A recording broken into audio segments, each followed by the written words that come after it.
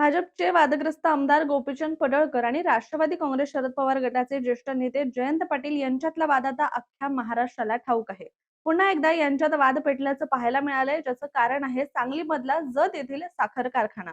राजाराम बापू पाटील साखर कारखान्याचं नाव रातोरात अज्ञातांकडून बदलण्यात आलं. याशिवाय पडळकरांकडून जयंत पाटलांवर त्यांनी सांगली जिल्ह्यातले सहकारी साखर कारखाने हडपलेत असे आरोपही केले गेले. तर जत कारखान्याच्या नामकरणाला पडळकरांनी पाठिंबा सुद्धा दिलाय. त्यामुळे या दोन्ही नेत्यांमधील संघर्ष आणखी तीव्र होण्याची शक्यता निर्माण झाली आहे. याबद्दलच अधिक सविस्तररित्या आपण व्हिडिओच्या माध्यमातून जाणून घेण्याचा प्रयत्न करू. नमस्कार, मी रामेश्वरी आणि तुम्ही पाहताय कट टू कट. सांगलीच्या जत मधील साखर कारखान्यावरून सध्या सांगलीतलं राजकारण पेटल्याचं पाहायला मिळतंय. कारण जतच्या राजाराम बापू पाटील साखर कारखान्याचं नाव बदलून त्या ठिकाणी विजयसिंह ढेपळे साखर कारखाना अशा नावाचं डिजिटल बॅनर लावण्यात आलं. या अचानक बदललेल्या नावामुळे, या कृतीमुळे भाजप आमदार गोपीचंद पडळकर आणि राष्ट्रवादीचे नेते जयंत पाटील यांच्यातील राजकीय संघर्ष पुन्हा एकदा तीव्र झाल्याचं पाहायला मिळालं. कारण काही दिवसांपूर्वी जतमध्ये बोलताना आमदार गोपीचंद पडळकरांनी या कारखान्यावरूनच जयंत पाटलांना डिवचलं होतं. पडळकर म्हणाले होते की जतचा कारखाना केवळ 40 कोटी रुपयांमध्ये एवढी वर्ष दिलेला आहे.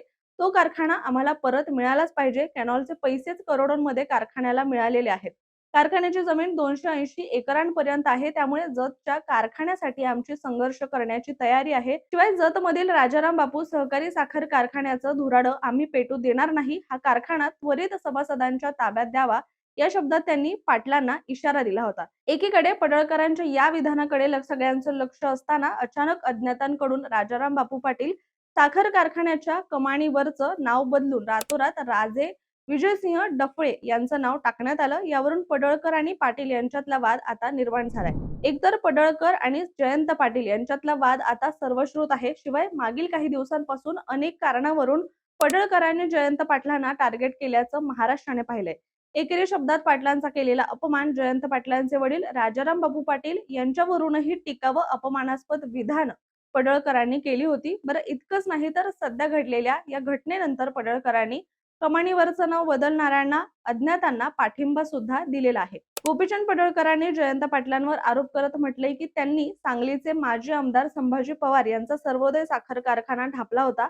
सध्या तो जयंत पाटील यांच्या राजाराम बापू पाटील कारखान्याकडून चालवला जातोय.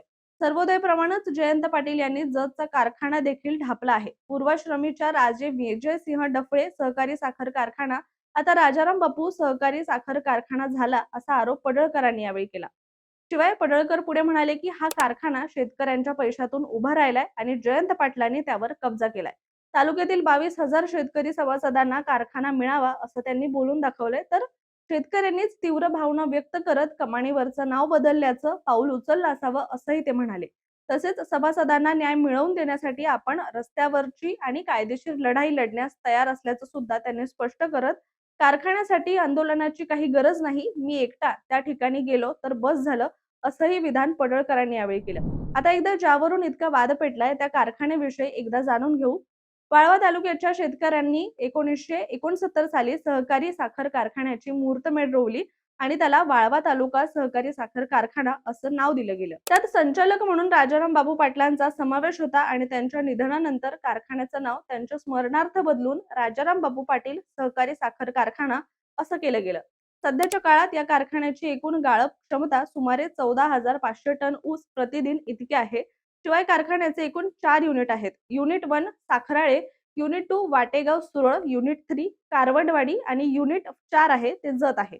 या युनिट्समुळे विविध भागातील शेतकऱ्यांना साखर उद्योगात काम करण्यासाठी रोजगाराची आणि उदरनिर्वाहाची संधी मिळते. केवळ साखर उत्पादनच नव्हे तर कारखाना शेतकऱ्यांच्या सामाजिक आणि आर्थिक विकासातही महत्त्वपूर्ण योगदान देतो.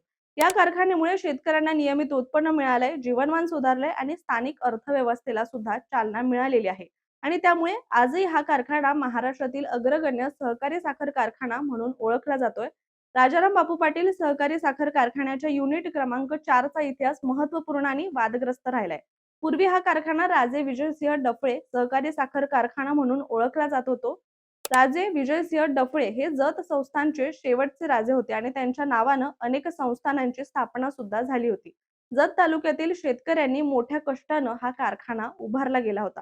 त्यामुळे तो जत तालुक्याचा अभिमान सुद्धा मानला जातो. कालांतरानं दुष्काळामुळे कारखाना बंद पडला होता आणि तो राज्य सहकारी बँकेच्या माध्यमातून लिलावाद्वारे विकला गेला। तेव्हा जयंत पाटील यांच्या नेतृत्वाखालील राजाराम बापू पाटील सहकारी साखर कारखान्याने 47,46,00,000 रुपयांना तो विकत घेतला। विक्रीनंतर त्याचं नाव बदलून राजाराम बापू पाटील सहकारी साखर कारखाना असं ठेवण्यात आलं होतं आणि बंद कारखान्यात सुमारे 2.5 कोटींची गुंतवणूक करून 2013 ते 2014 पासून या ठिकाणी गाळप सुरू करण्यात आली होती आणि यावरूनच पडळकरांनी आरोप केला होता की पाटलांनी कवडीमोल भावात हा कारखाना विकत घेतलाय।